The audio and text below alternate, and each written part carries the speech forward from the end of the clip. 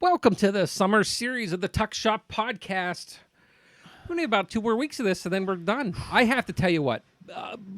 Hats off, chef kiss to Betsy Martinelli for coming up to We this. haven't spoke. We have idea. not mentioned her name in a few episodes. Yeah, but it's been this was her brainchild and got us to do this. And I tell you what, kudos to her for absolutely throwing that out as an idea. Hopefully, those that listen enjoyed it, and if you did, let us know. Yeah, as always, shoot us an email Or share it. That's the big thing right now. I'm gonna this week. I think we're gonna harp on sharing it. Yes, we have events coming up. September 20th, education. September 20th, geosciences, geography, earth and environmental science, geology, GIS. All those alum coming back. But any of these, what you can do to help, if you the easiest thing you can do when you see this pop up on social media, hit that share. Let other people know. Where the kids say, "Smash that share." You could do that. Smash it. Don't hurt your computer, though. We're not responsible for damaged property. Did you ever hear me type? Your typing is atrocious. Okay, never mind. Share the thing. And let's talk about why have you never learned to type? Because I have a degree in journalism. Which should teach No. you. No. Let me tell you something. You should have the experience to type. Can I tell you something? This is where it all came full circle to me. So I got my degree in journalism from here at University of Pittsburgh, Johnstown. Shout out Tom Russell. But I can remember, we never took typing classes, and computer keyboards were something new. Mm-hmm. Something new. And I thought, man, this is not good. I don't really know. I'm kind of doing the pecking. And then one day I'm watching the nightly news, and if those of you guys remember Tom Brokaw, yeah, and they're cutting away. They after they're dun dun dun dun, and they go Tom Brokaw, evening news. They're cutting away the commercial, and I see he has a keyboard in front of him, and the dude's pecking. Tom Brokaw doesn't know how to type either. Because he's a spokesmodel. I know, but reads the news. I was like, but you write. It's like we're almost related. Neither can type. And it was big for me back then. But you've had careers. The typing would have been helpful. I've gotten better. I really want to get you a mechanical keyboard for your office.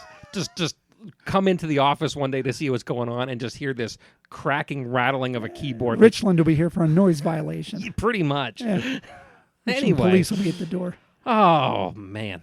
But, no, sharing this out, sharing what we do out is really, really helpful because you never quite know where people are getting their stuff. And maybe you have a group of friends that for some reason just aren't seeing these things, and you could be the one that introduces them to these stuff. These you things. Don't. And I know we're getting close to we're getting close to the end of this experiment. The summer, what do we call it? The summer series. The summer series. But, in a couple of weeks, we're going to go live again. And if there was something that, jarred something loose over these last, 10, 11 episodes, 8 episodes, and you have an idea, shoot it out. Yeah. You could be the next guest. You could be. Yeah. You could be. I just want to thank Betsy again for giving us this idea and thanking you all. Today's interview, I think, is a really one that I really had a lot of fun with because this is the sit down I did with my environmental geography kids before they went to a national conference in Detroit. And before they were alum. Still not alum. That's what I'm saying, but I'm saying, see how that expansion was. There's some other things going on. Yeah, I still don't think related. Any of them are none of them graduated. We had 1 or 2 graduate this term. Next year, this coming graduation is going to be gut wrenching with these kids leaving because this is a big group. I got news for you. Graduation's not a guarantee. Oh, that's true. I should be happy about that. It's like retirement. But they're great. That's the thing. If when you think back, when you're an alum and you think back about how you had that connection to you had, whether it would be, we talked a week or 2 back about Ray Ravley or Jim Alexander or Bill Corey or Kathy Cox or whoever it was, Bill Bryce. They felt the same way about you. We care. We like to hear what's going on. Yeah. We like to be in touch. I have folders full of correspondence Bill Corey kept in my office from students that's years later. It's been 25 years. And those Bill, are I alum. stopped by to see you. You're not here. They're all alum. It's really neat. But they were heading to Detroit. A little sad that the year before was Hawaii, and then went to Detroit as a conference. That's where the dart landed, huh? Yeah, that's where the dart landed. But I didn't go. I was the designated survivor, but I sat down and talked about their research and their time here as students and all kind of cool stuff. And it was really kind of neat to neat stuff. have that perspective on what is today's student. And it's so similar. Technology's different. Maybe the mode of some of these lessons is different. I mean, we're all here for the same reasons. Yeah. And I don't say reason because I don't think anyone's here for any one reason. There's a lot of different reasons that you're here, and that doesn't change. Just like alumni stories don't change. The calendar, the styles, the time that it happened, but so many interesting stories when you talk at any one of these reunions over different generations that there's a lot of intertwining. It's really cool, and I was glad to have them sit down and take the show, tape the show with me. And I think it's real cool to have that back again, and you can listen and kind of hear what it's like. I give them a lot of credit. These are also pretty much the same group. I turned my niece came and she's starting to look at schools. Good. We talk about the age of students. Yeah, students having history. Alumni having students. Alumni having, and I sent her loose with them, and she came back knowing all kind of different things about lunches and all kind of neat stuff. So I was real happy with that, and I'm real proud of the work they do. Yeah, that we see here. So they're great students. We're going to cut over to that group and me talking to them, and we'll be back.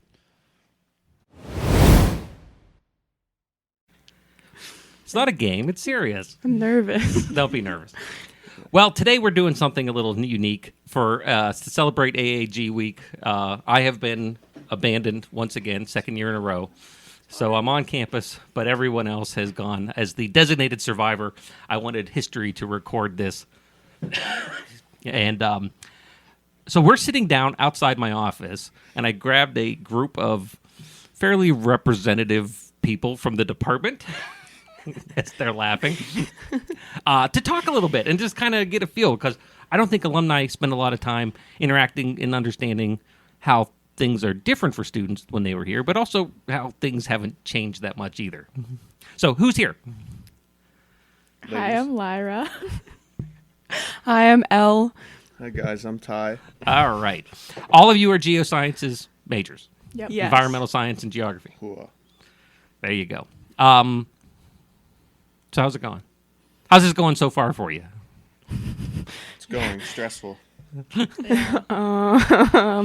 I would say, given the current political climate, I'm not feeling that great.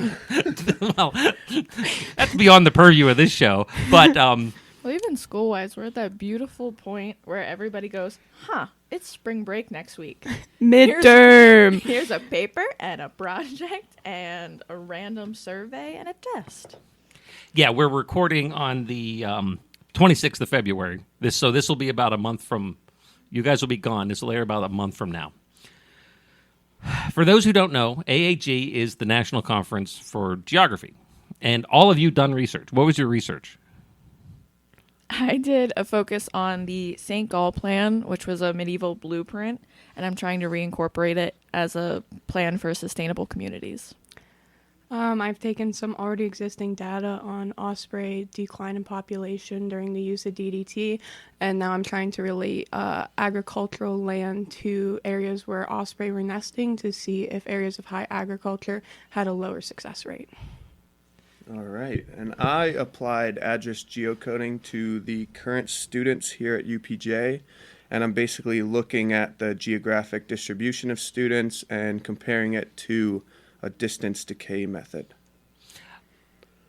All really unique projects in the grand scheme of things when you think about it. And the funny thing is, having see you all working on your projects out here, it's effectively like this weird grab bag of everything, which is kind of cool. It's Dr. Shaney right there. Dr. Shaney, who's been on the show a couple episodes back, if you wanted to hear her talk about dirt. Soil. Yay. She's not here. I can call it dirt. But I think I want to talk a little bit about what because one thing I do with every alumni that comes on the show is ask about how did you get to UPJ?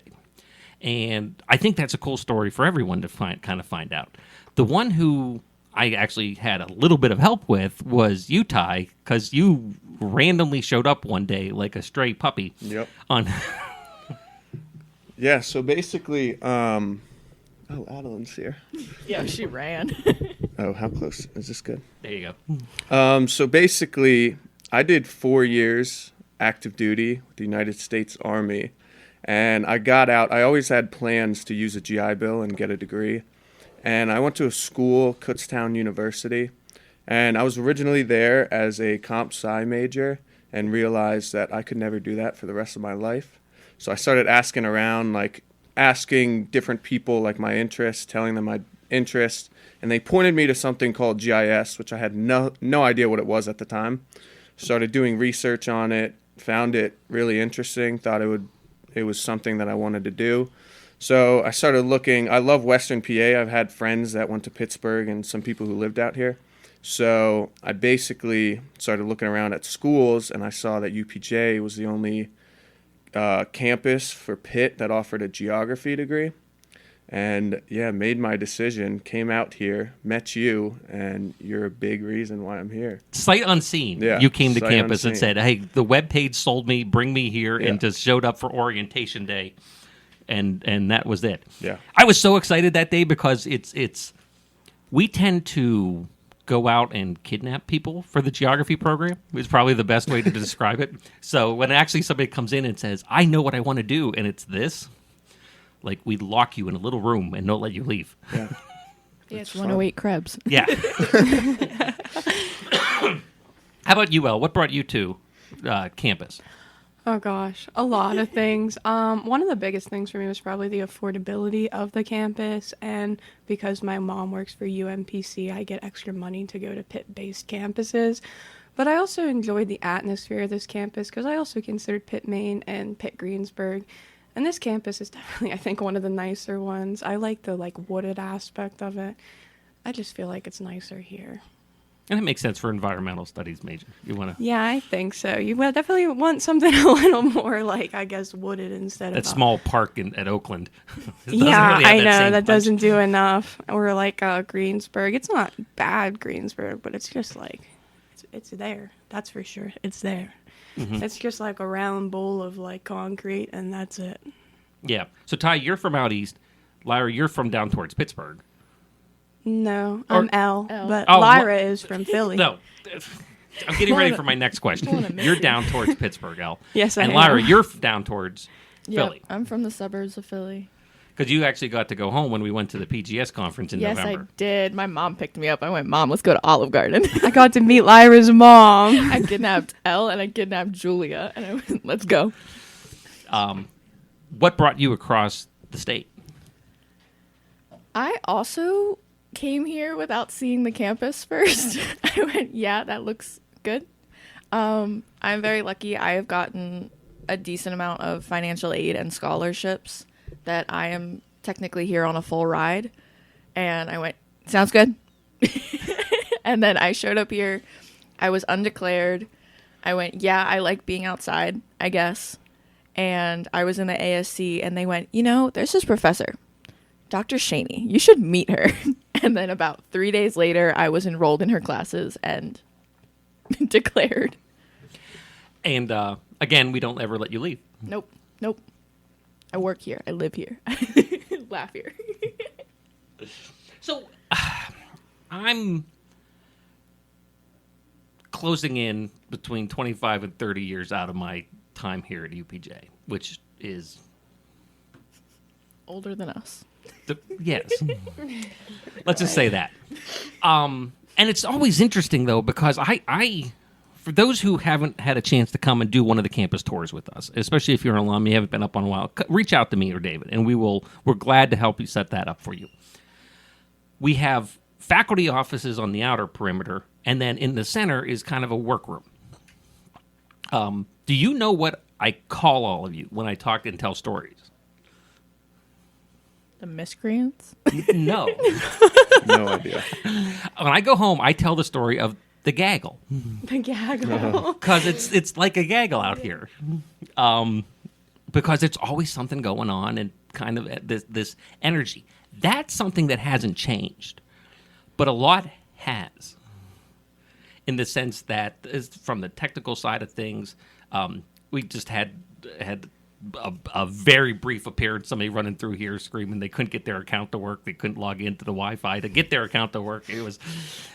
Poor guy was pretty... not a good... That would not happen in my day. It was like you had one thing and it didn't matter because everything was still paper and...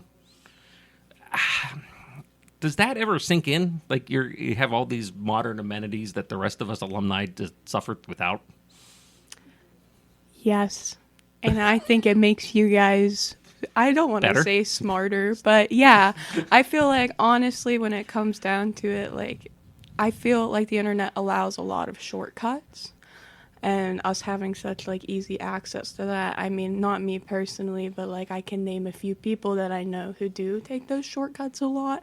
So I feel like that is a problem and that might occur as a problem in the future. You don't mess with the ChatGPT degree? Well, that's a thing. And from the teaching perspective, it's trying to find ways to teach that doesn't let you do that. It scares me a little bit, like the allowance of this type of technology for younger generations who, like, at least we had a period where we were specifically paper, but, like, it just, like, I don't know. I worry for the younger generations that are going to grow up only knowing stuff like artificial intelligence. Well, even not oh, you don't specifically open ChatGPT. Nowadays, you Google anything, and the first thing to pop up is that Google AI trying to read you stuff. And if you don't know what you're looking for, like sometimes I'll do when I'm ITA for some of Dr. Shaney's classes, and I'll look up answers to see, okay, is this just everybody's Googling the same thing? Because it's wrong, and it's because Google AI is messing it up. It's giving them the wrong answer, and I'm like, oh, this is why 16 kids wrote Antarctica. It's not at all correct. When they're like, you're looking for I'm looking for Greenland. Literal other end of the planet. Well, that's an interesting perspective to kind of hear, because that's, and I like doing this and talking as part of this to current students, that I think it's easy to fall into the, especially, everyone's going to use AI because everyone's so used to it and it's going to be so easy, where that's not the case for what I'm hearing out of you all, is that it is something that is potentially not good or helpful either. It's a little different on the GIS side, because that's database and actually pulling in data that is collected from something to generate a map or an output. I don't think there's much AI integration into ARC yet. No, if it was, it'd probably be like the programming aspect of like automating stuff, which you could easily use like ChatGPT for, instead of taking hours to program actual automation. But yeah, I think you're right for the most part. It's kind of interesting to hear that perspective, because like I said, when we think about it from especially a faculty side, it's just like, everyone's using ChatGPT, and to know that it's going to be that. Thanks, Ola. If anyone could hear the printer go, our pull start lawnmower engine printer here in 108. So that's Dr. Johansson probably printing something. So I apologize if that comes through on the audio, but that's kind of neat. So what's it like being on campus? Cold, wet. So those things haven't changed generationally. We had some beautiful black ice this morning. Walking here. I had somebody in my 8 o'clock class ate it. Yeah, that was almost me this morning. And as I step on it and I'm like comedically almost falling, Lyra's like, careful, there's ice there. For Lyra, as usual. I registered it and then said it about 2 minutes later. That was before Starbucks. That's my bad. The kindness was there. It just wasn't the most timely of warnings. So you both, Lyra and Elle, you both came here originally, no other schools. Yes, I did come here originally, but not the same degree that I'm under now. Yeah. Ty, you actually, like you said, you went to a different college. Yeah, I did 2 semesters at Kutztown. I did another semester when I was in the Army at Pierce College, which is up in Washington State. Any major things stand out different? Like, oh man, I really like that here that they didn't have, other than me and everyone else in the department? The biggest thing for me was like, I guess the closeness of UPJ. Like, we're like a family in terms of like the student population and like your professors, like your immediate professors. You just didn't have that at, I don't want to bash on Kutztown the whole time, but like you just didn't have that at Kutztown. You're not inviting them to your wedding in 10 years? No, absolutely not. But that was like the main difference. Like, I guess I learned way better like in that kind of atmosphere rather than like a 60, 70 person lecture where they're just death by PowerPoint the whole time, which, yeah, I couldn't learn like that.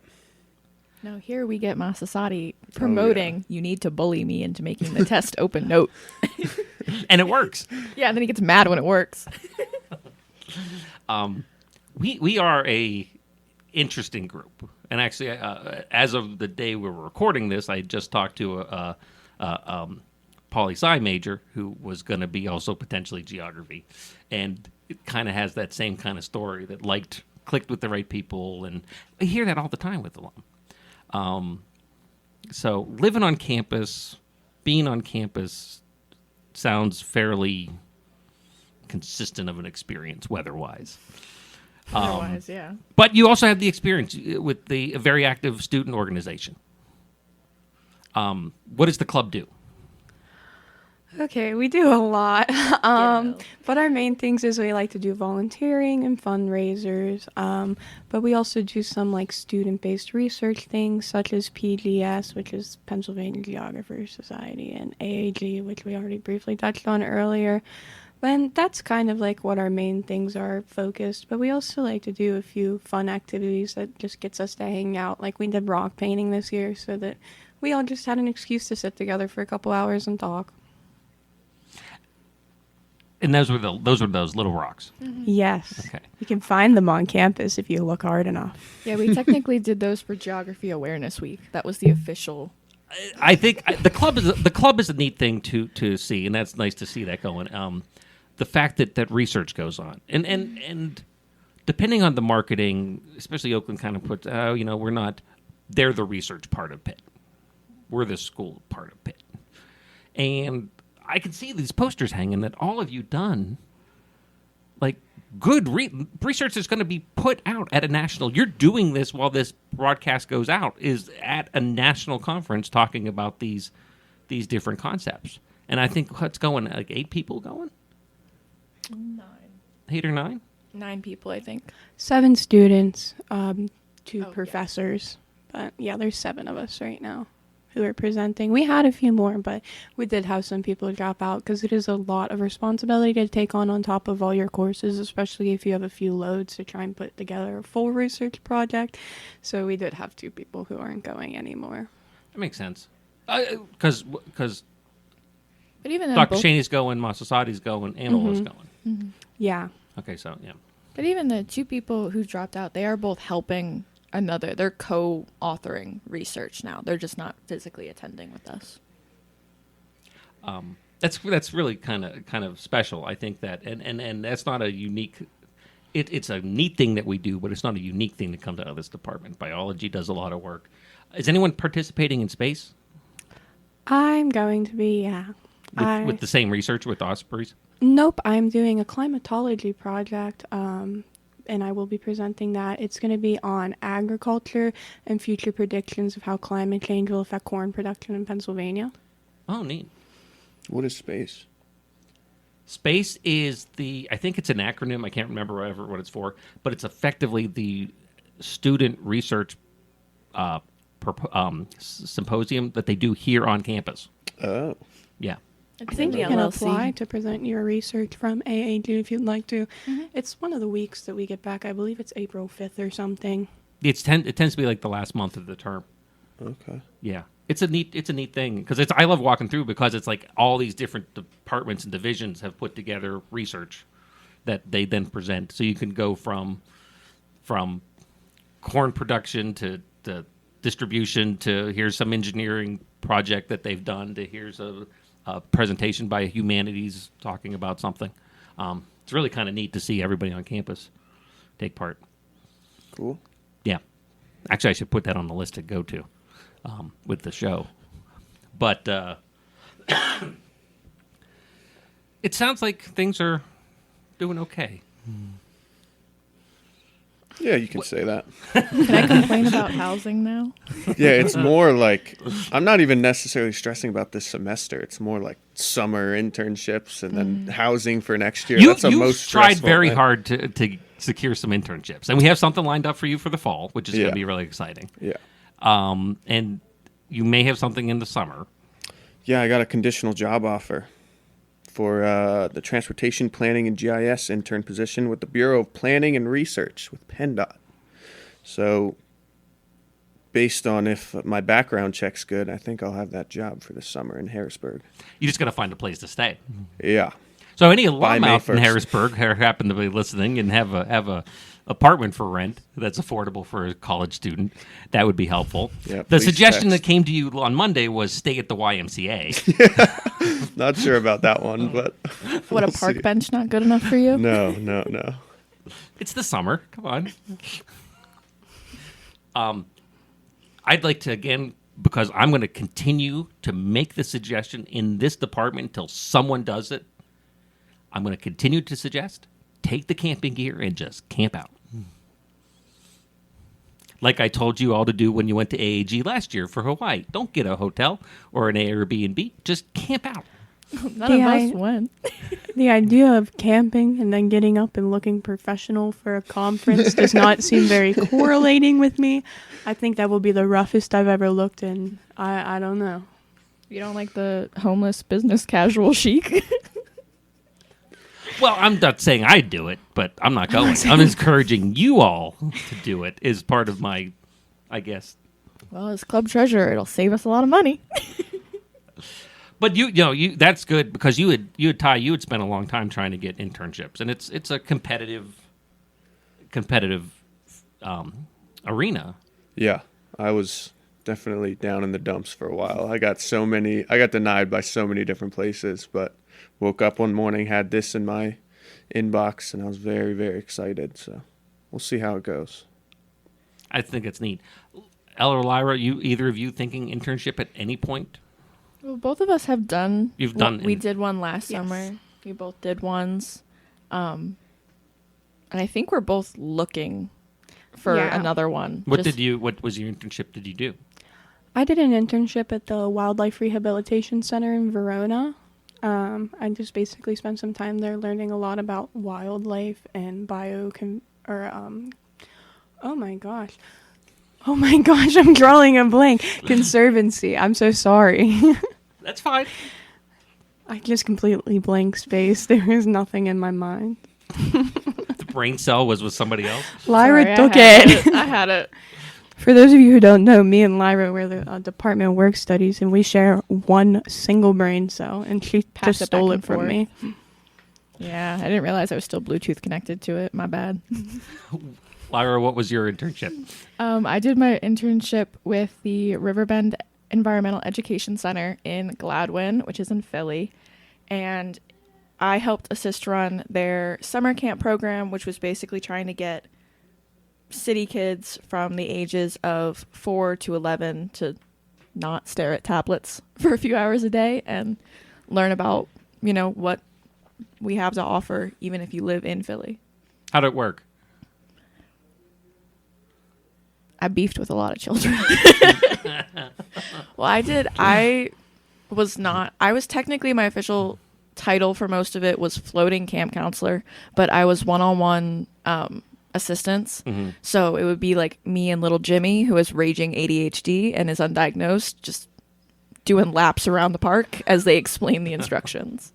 Okay. But it was really interesting to see, especially the really young kids who were interested in the outdoors, but, didn't have parents who were interested or didn't have a backyard, and get to see, oh, wow, there's so many trees here.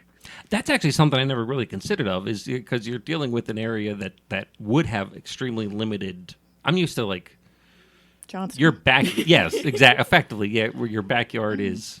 Oh, I'm up against this park or this nature preserve or this state game land. So my backyard might be small, but it doesn't matter. There's 20,000 acres of woods behind me too. That is the. Yeah, like I'm very lucky at home. I live right next to Valley Forge National Park and Evansburg State Park. So I've always been able to drive to a green space. But before coming here, I didn't realize it wasn't normal to drive to a green space to go enjoy it, that I could literally just pick a direction and walk.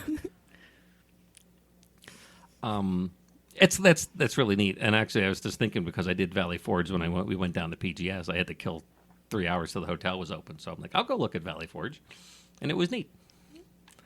I don't know if I'd go back, but I think I've you do had one that good loop and you've seen it all. I think I have that experience. Yeah. So I'm very open with my background, my history. I was you at some point, and then I never left. Now you're paid to be our friend. There you go. What do you see for each of you for your futures when you're done here, when you graduate? Because you don't know, Ty, when you're scheduled to graduate, because you have some credit questions. Yeah, probably, if I had to guess, like early 2027. Okay. And I think both Lyra and Elle, you are next spring. Yep, got 1 year. Boy. Yeah. Do you have any vision of what that job, what you want to try to be doing? I did. Okay. I don't know. My goal, like, I always wanted to do something with, like, the Department of Environmental Protection, like, something, like, more along the lines of, like, hydrology, like, wetland delineations. But I don't really know how true that's available that will be for me when I'm done here. So my backfall will probably be something urban planning based, because I think that's cool, and hopefully we still at least have that. And you're taking the urban class. Which urban class with Dr. Johansson are you in now? Urban planning. Okay. And that's been going fairly well. Yeah, I actually enjoy that class. I think it's a really intriguing class. Like, I feel like I actually learn a lot in there.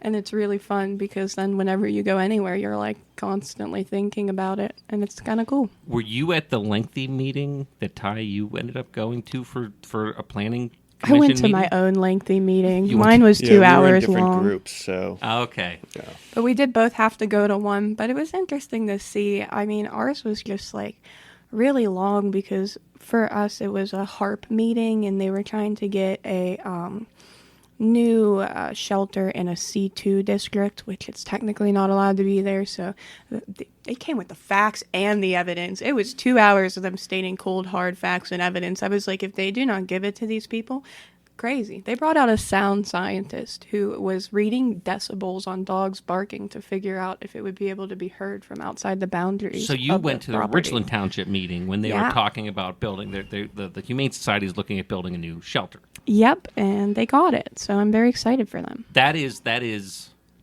a much better situation than Ty was in. Yeah, probably. For those of you who are not local, Richland, of course, is the municipality that the campus sits in. The Humane Society also is in Richland Township.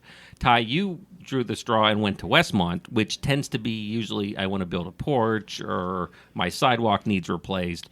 But they were putting in a facility that apparently riled everybody up and was 3.5 hours of a meeting. Yeah, 3.5 hours. Basically, a nonprofit organization bought a previous apartment complex and turned it into a transitional housing facility. And if you're not familiar with what that is, it's basically a housing facility for people who are at, like, the low in their lives and, like, need a second chance through, like, these nonprofit organizations. And the current tenants were doing questionable things at this property, and all of the surrounding neighbors to this facility were complaining there. It got real emotional, 3.5 hours long. It was a cool experience for sure, but 3.5 hours is 3.5 hours. I think it's interesting that you both wandered into situations that is the unique 1%, having both been on a municipality as a borough council member, being the head of a borough council, and being on the planning commission. That is like maybe 0.5% of what typically meetings are like. It's usually 4 minutes about, I want my porch 2 feet closer to the sidewalk than it should be. Okay, cool. We don't care. Thanks. Bye. And it's done. And you both got these slogs of long meetings. I think ultimately, though, that was kind of fortunate because we do have to write papers based off these experiences. And I feel like in like the notes I took, the paper wrote itself, like almost practically, just by like the pure length of that meeting and like the points brought up, all the like information. So that's kind of like a useful part. I could not imagine writing a 2 to 3 page paper off of a sidewalk moving 5 feet to the left. That's a very good point. Lyra, what are you thinking after? Okay. So, my current plan, I don't have like a job title in mind, but especially working with Riverbend over the summer, I really, really like public education and like public conservation. And I like trying to help people like live a little bit more sustainably, live a little greener, or just realize what is in your backyard and what you have access to. So I think if I got to just like name a job and have it right now, I would want to work with the planning committee of my county. And specifically, we have something called the Norristown Farm Park, which is just this big, it used to be, I think it was a construction dump site, and they turned it into a park. And it's stuff like that. And they're trying to build more of those around where I live so that there's more green spaces. So Norristown Farm Park, give me a job, please. There you go. Ty, GIS, of course. Do you know where? Do you know what level? The dream job would be like somewhere federally, like geospatial intelligence or something. I think would be really neat. But Ola's opened my eyes up to the whole planning aspect and like how applicable GIS really is. So I haven't necessarily narrowed it down completely. I still got time, but I do just love learning and working with GIS. So something in that field for sure. I often tell people who've taken my classes that, when I ask, what do you want to do when you get your degree, I have to be honest and say, I don't know what I want to do with my degree yet either. So when I grow up, I'll tell you what I'm going to do. Let's be a colonel. You guys ate that up way more than I thought you would. When don't we? That's true. Because I don't think it'll have come up on the show till this point. For those who don't know, going through the process, through nomination and so forth, I was recognized by the governor of Kentucky, and I am officially a Kentucky colonel. It's not for anything important. It's not for all of your good public effort. It's for being our friend. That's what you keep saying. So if it makes you happy, Lyra, we'll go with that. I am really glad that we got a chance to sit down and kind of codify and memorialize some of this in audio form forever. So in 50 years, you can all listen back. I'm dead and gone. You can turn this back on and think back to this day. And I was a youngin'. Yeah, pretty much. But it also because again, this is not a department show. This is not even a campus. This is an alumni show. And I think it's really neat to occasionally talk to folks to say, hey, look, everything that you had when you were here as an alum still is here. And especially special with you all to me because this is my department. This is, like I said, I was you at one point. We were upstairs on the second floor. Never mind this. But No, we saw the photos. I still think they're photoshopped. Oh. I think you've looked this way for the last 30 years. I just behaved this way for the last 30 years. I did grow up. I was always old. Thank you both, or all three of you, for coming. Well, thanks for having me. It's been fun. Thanks. Again, thank you for tuning in, downloading the show. I hope you've enjoyed this. If you need to get a hold of us, the information's in the description down below. And we're getting close to lunchtime, so I think I'm gonna have a club stack. 15 minutes until urban planning with Ola. Well, there you go. You better get ready. Till a geology test. Until next time, folks, thank you for tuning in to the Tuck Shop Podcast. Make sure you share with your friends, and we'll talk to you next week. The Tuck Shop Podcast is recorded live on the University of Pittsburgh at Johnstown campus. Update your contact information with us by visiting johnstown.pitt.edu. give2.edu/alumni, connect with us online via Facebook and LinkedIn, or consider donating to the university at give2, that's giveto.pitt.edu/giveupj.